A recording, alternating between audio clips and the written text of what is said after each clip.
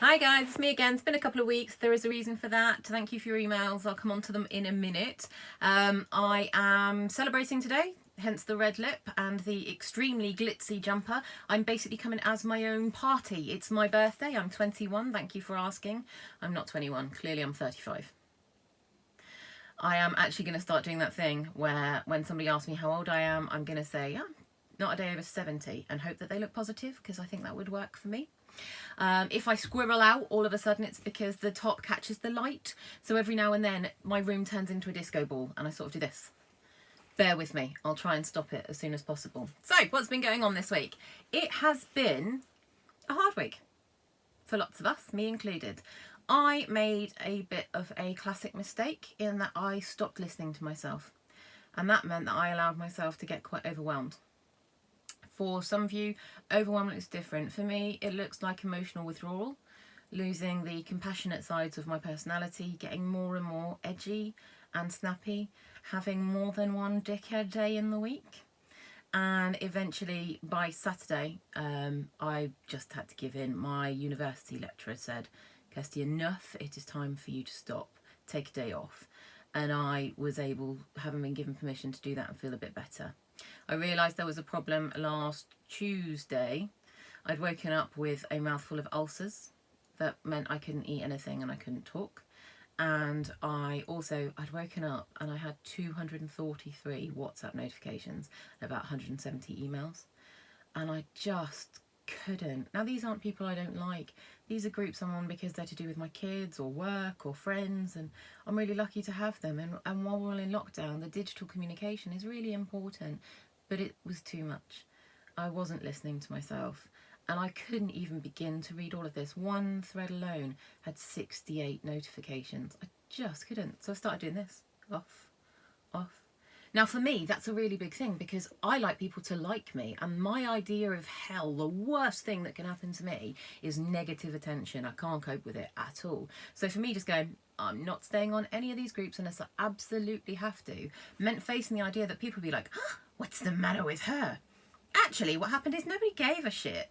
My husband let one company know because we really, really like them, and that's it. They wouldn't have cared particularly either, but they're really nice people and they're involved with my kids, so we felt like we wanted to be a bit more respectful with them.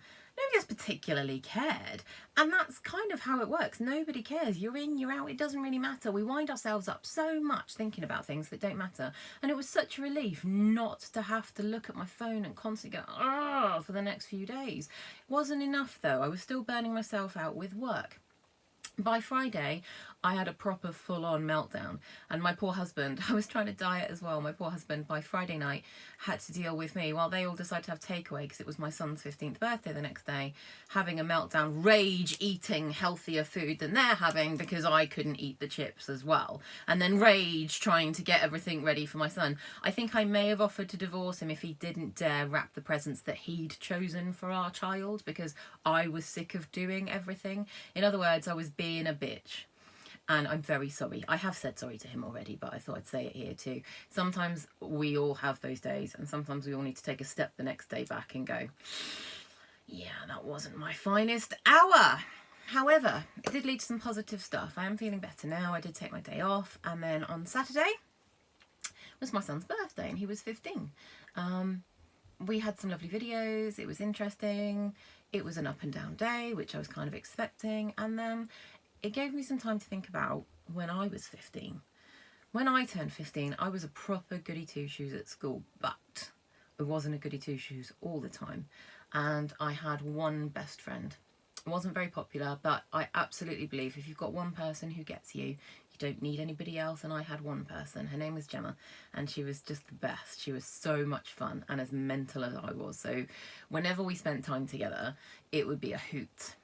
So my 15th birthday, we've packed her off to get 2 bottles of White Lightning cider. Bearing in mind I didn't drink at this point in time particularly. We went to the local park.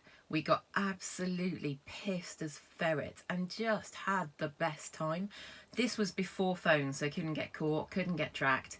Nobody was going to take a picture and call my mum. There was no CCTV anywhere. And in our tiny fishing village, which had a population of about 1,000 people, we were extremely naughty because by 2 o'clock in the morning, when everybody else was pleasantly slumbering, we went round our very picturesque village, turning up everyone's tulips upside down outside their houses. We thought this was absolutely hilarious.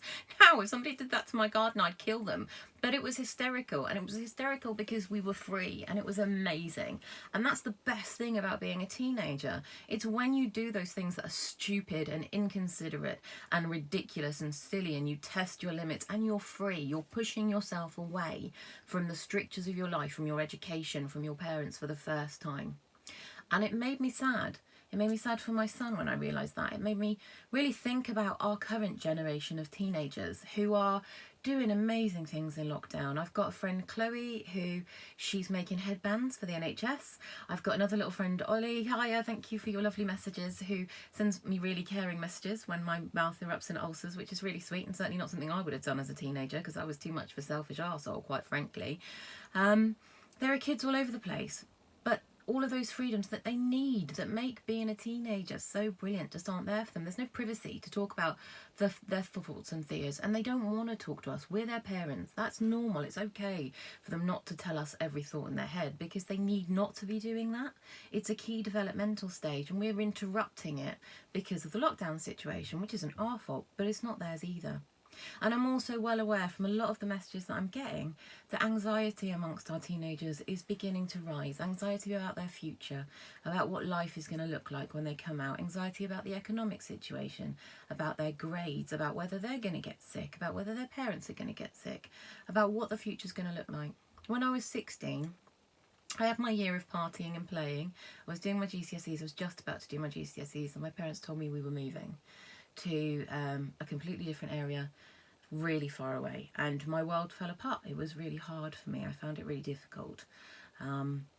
It hadn't been perfect where we lived. They were doing the right thing for the family, but for me, I'd settled, and I had, even if it wasn't a perfect vision, I had a vision in my head of what my future was going to look like.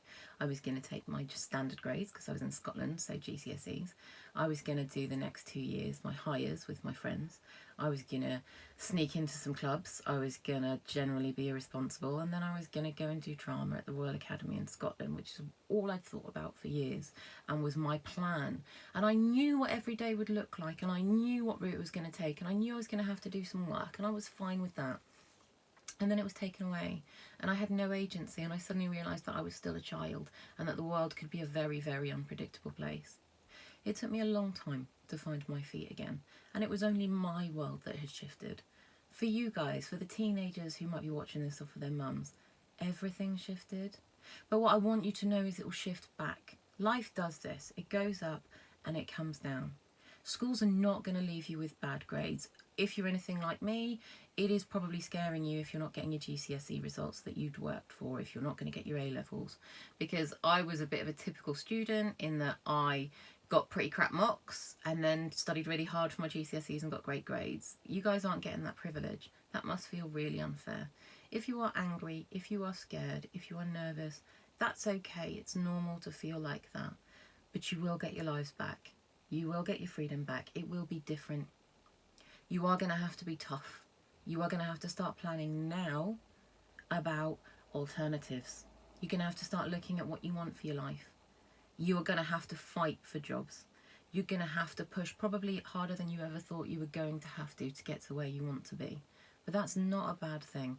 And a generation like yours who can come through this and do as well as you are doing it and show the immense compassion that I am seeing from huge numbers of you have absolutely got it in you to come through this and make the world a completely different place. I believe it entirely.